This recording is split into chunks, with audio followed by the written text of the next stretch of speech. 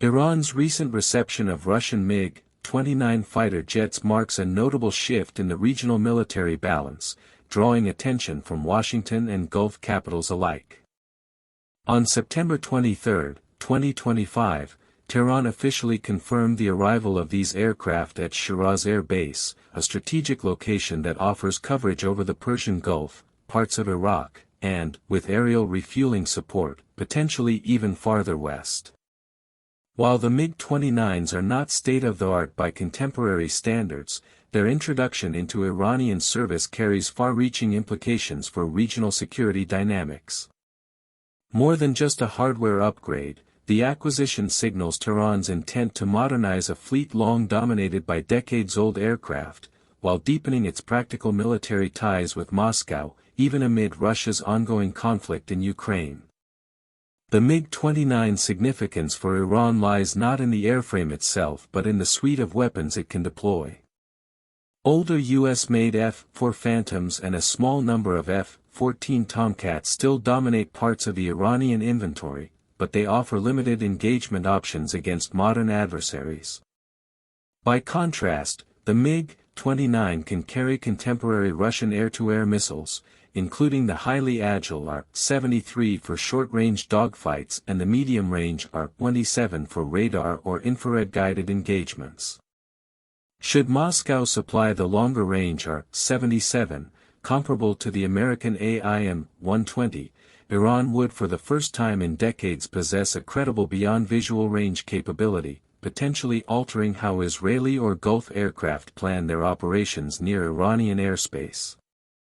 Even as an interim measure, the MiG-29 armed with these munitions significantly raises the stakes for regional air confrontations, providing Tehran with tools to complicate adversaries' planning and deter aggressive action.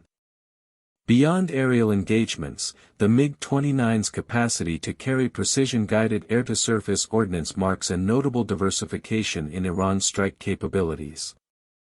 The aircraft is compatible with Kh-29 missiles, designed to neutralize hardened bunkers or infrastructure, as well as the versatile Kh-31 series, which includes anti-ship and anti-radar variants.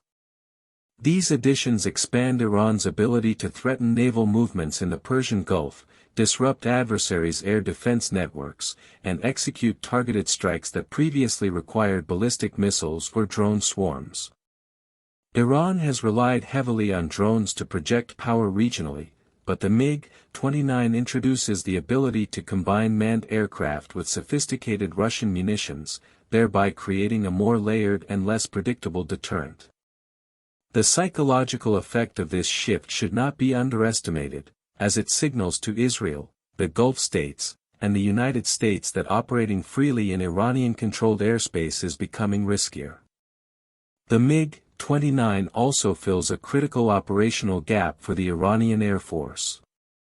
Known for its agility and durability, particularly on rough or improvised runways, the jet can operate in scenarios where older legacy aircraft might be constrained. Technologically, the MiG-29 cannot match Israel's F-35 Ayadir or the Gulf states' Eurofighter Typhoons, yet the combination of a capable airframe with modern Russian weapons enhances Iran's deterrence and complicates adversaries' tactical calculations. Pilots equipped with AR-73s, AR-27s, or AR-77s suddenly represent a qualitatively different threat than the legacy jets that have dominated Tehran's fleet for decades. This shift emphasizes that regional air superiority can no longer be assumed, forcing potential opponents to account for additional layers of risk in both defensive and offensive operations. Shiraz Air Base was an intentional choice for stationing these jets. Its geographic position enables coverage of critical areas, including the Persian Gulf and western approaches, and allows for operational support of forces in Iraq and Syria. Paired with the acquisition of advanced surface-to-air systems, such as the S-400 or HQ-9, the MiG-29s are part of a broader strategy to strengthen Iran's defensive and offensive posture. For Israel, accustomed to conducting long-range sorties against targets in Syria or even within Iran, the arrival of these aircraft introduces a new level of complexity. Similarly, Gulf states and Washington must reassess their calculations for air operations in the region, as the presence of Russian-equipped fighters raises both tactical and strategic challenges. Iranian officials have emphasized that the MiG-29s are intended as a temporary measure, with more advanced Su-35s envisioned as the long-term solution. These deliveries have been delayed, partly due to Russia's commitment of resources to its conflict in Ukraine, and Tehran's request for up to 50 aircraft remains only partially fulfilled. Nevertheless, even a limited fleet of MiG-29s armed with Russian missiles significantly alters Tehran's military posture. Following Israeli strikes earlier in the year that damaged components of Iran's S-300 network, the need to rebuild air defenses and update combat aviation has become urgent.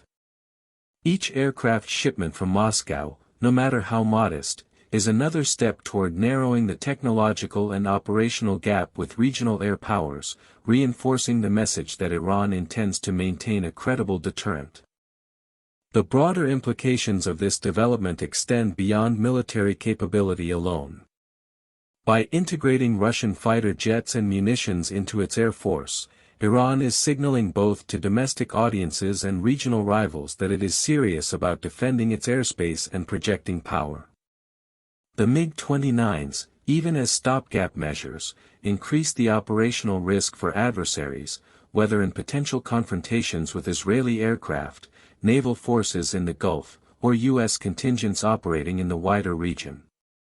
This added uncertainty can influence military planning, compel investment in countermeasures, and heighten the strategic costs of intervention against Iran. In effect, Tehran is making its skies and surrounding territory more contested than they have been in recent years, without necessarily seeking parity with technologically superior neighbors. The expected future deployment of Su-35s would further amplify this trend. Unlike the MiG-29, the Su-35 can employ a broader range of advanced munitions, including long-range AR-77-1 air-to-air missiles and Kh-59 precision strike weapons, offering standoff engagement options currently unavailable to Iran. When integrated into Iran's operational framework, these aircraft could support air defense, counterstrike, and power projection across the Gulf and into the Levant.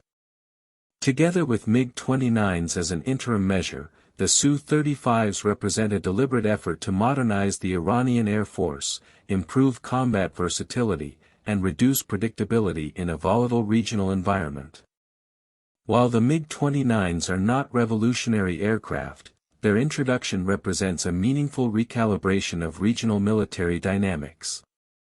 By coupling older airframes with modern Russian munitions, Iran is shifting the cost-benefit calculations for any potential military action against it.